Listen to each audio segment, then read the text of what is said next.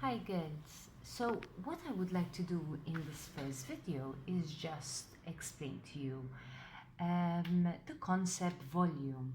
Now the concept volume you've already learned you already taught about this concept in primary, all right? And if I'm not mistaken, you were taught about small cubes and how these small cubes fill up a big box, for example. So how many small cubes will fit into this one big box? Now I need to present you an equation of how to find volume, because usually students, when they come from primary, they immediately just tell me, miss, I know how to find volume. Volume equals length times breadth times height.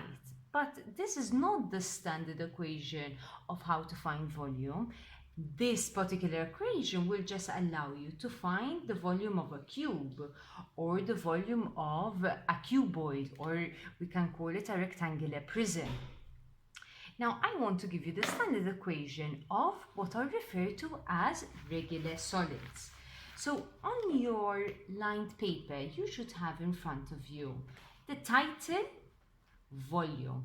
Mela, let me get something. Guys.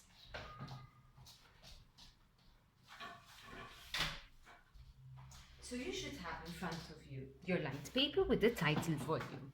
And this is subtitle. I want you to write down volume of regular solids. Now, what does it mean, regular solids? And I tend to compare regular versus irregular solids. What's the difference between them? And I tend to use the example of Maltese toast. Maltese toast and Hopstall Malty. Now you know that if you get French sliced toast, no matter which slice I take, if it is a perfect loaf of bread, the face will always be the same, no matter which one I pick. But if I have to cut Maltese bread, first I'll have a small piece, and then the next piece will be bigger, and then bigger, and then bigger, and then again smaller and smaller. The faces aren't the same.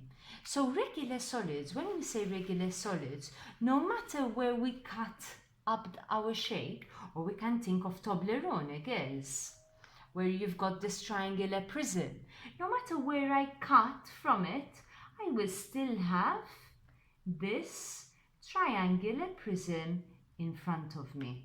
All right, and this is important to understand regarding what the term regular solids mean. Issa, Mela, I'm going to just rub this off here so that I have space where to write. Now, another thing that I would like to point out is, what have we been doing previously in previous lessons? We have been finding the area of 2D shapes. So if I have to take a rectangle and I tell you find the area of the shape, what does it mean? I'm finding the space, how much the space holds, all right, takes, how much the space takes.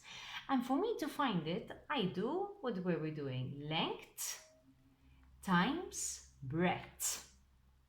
All right, because we were saying, okay, how many of these lines fit on top of each other to create this rectangle because of our breadth?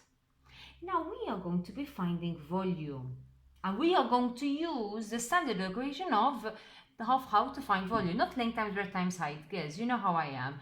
If I'm going to teach you something, I'm going to teach you something and then we will be building on it in the next coming years. So make sure you do it how I'm telling you, all right? Not you find it easy. No, it doesn't work that way. How I'm telling you, like I always tell you in the classroom, because I'm not going to give you something and then that's it, because it's easier. No, we have to learn it this way.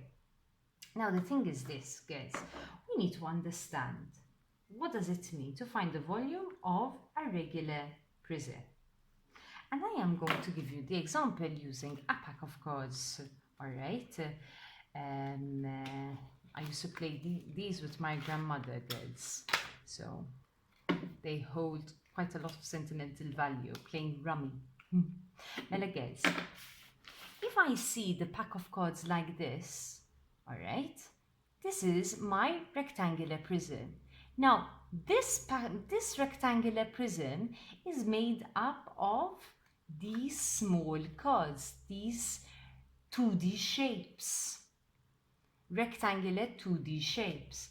But we place them on top of each other until we create that rectangular prism. So for me to find the volume of such a shape, I need to find the area of one of the 2D shapes. Now, after I plop them, how many am I plopping on top of each other? All right, I can either count 1, 2, 3, 4, 5, 6, or what I can do is I can find, and I'm going to get my ruler, I can find this particular length.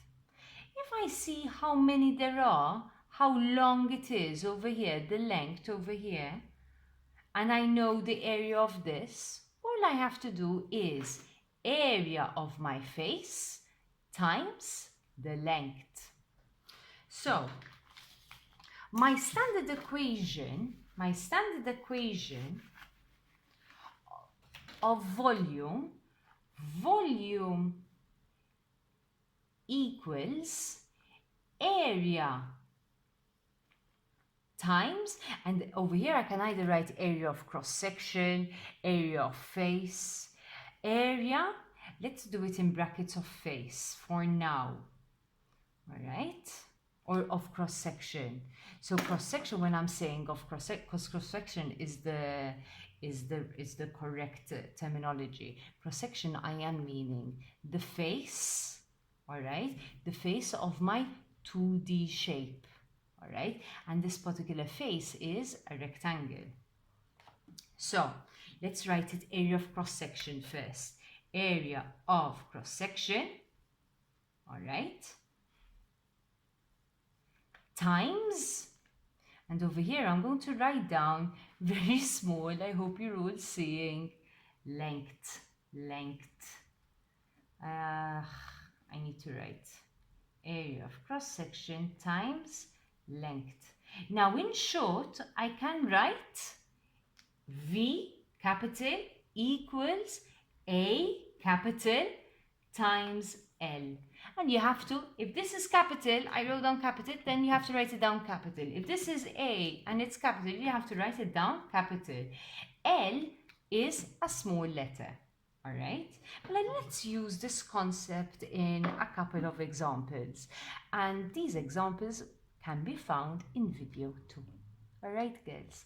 So the equation, the standard equation of how to find volume will be volume equals area of our face, all right, which happens to be a rectangle, times the length, times how many there are, times how long it is. So some of you might even tell me, but miss, mush, the length is this one.